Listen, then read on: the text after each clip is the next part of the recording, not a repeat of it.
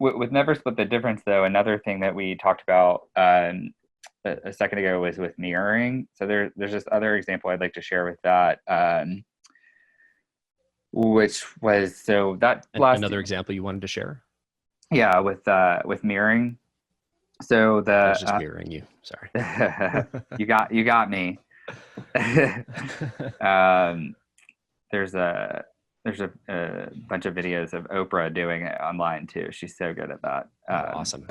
I'll try and track that down. We put it on our or we used it in our sales training one time, and it was like super powerful. But where you just repeat the last couple of words someone says in the form of a question, and then they elaborate a ton on it. It's just super powerful. But I've never really talked about doing it through email until one of our SDRs came to me and said, I don't know what to do. This prospect said, we have this very like coaching culture. So we're always sharing everything that we get. And the SDR comes to me and says, I don't know what to do.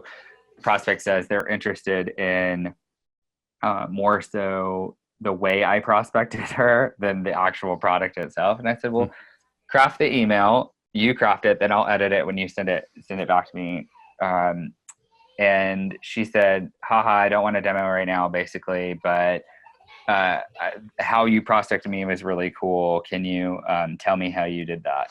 So he writes the email. I make a bunch of edits to it. He's like talking about the product and stuff. And I was like, let's just make this like 3 lines and super simple. So because she said, haha, I was joking around in the beginning, we mirrored her back and we said, literally, haha, I can't give away all my secrets. Just kidding. Happy to share. In exchange, could we at least show you how Chili Piper works?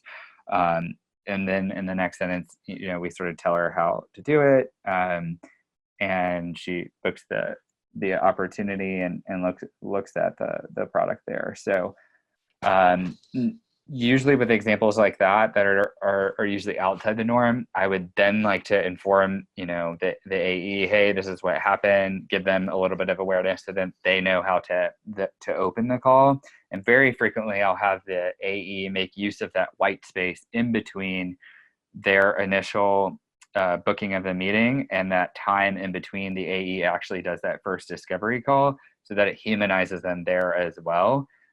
This is an example of where I definitely would have done that. So he books the meeting with her, suggests maybe times in a subsequent email after the interest has been gained.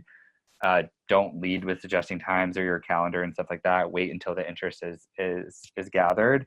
Then intro the AE. The AE responds and sort of humanizes themselves, and it sort of it's an automatic bridge from the SDR to the AE over email. So that's a quick mirroring example and how we sort of make the process really fluid.